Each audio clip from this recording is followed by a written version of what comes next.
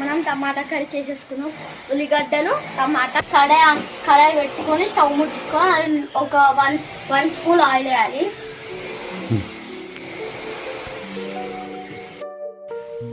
కొన్ని జీలకర్ర వేసుకోవాలి. వేసేయనట్టు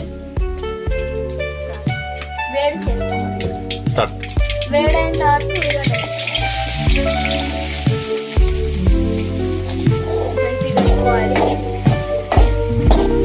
మంచిగా కలుపుకోవాలి. అవి వేగాలంటే పప్పు వేసుకోవాలి.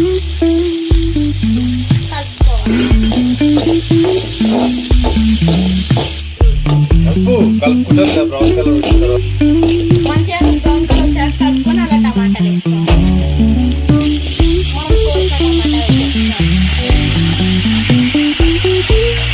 మంచిగా కలుపుకోవాలి. మంచిగా అలానే పేస్ట్ చేసుకొని మర్చిపోయినాక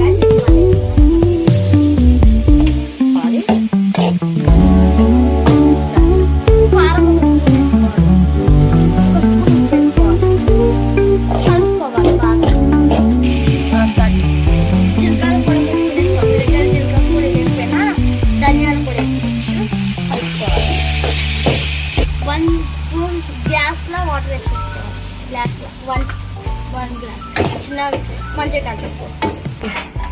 వాటర్ పోసుకున్న తర్వాత మంచిగా కలుపుకొని మనం ఒక మూత పెట్టేసుకొని ఒక 5 minutes 5 minutes అయినా మూత తీసేసుకొని కలుపుకోవాలి. మన గుమ్మగుమ్మలాడే టమాటా curry ready. Please like and subscribe please.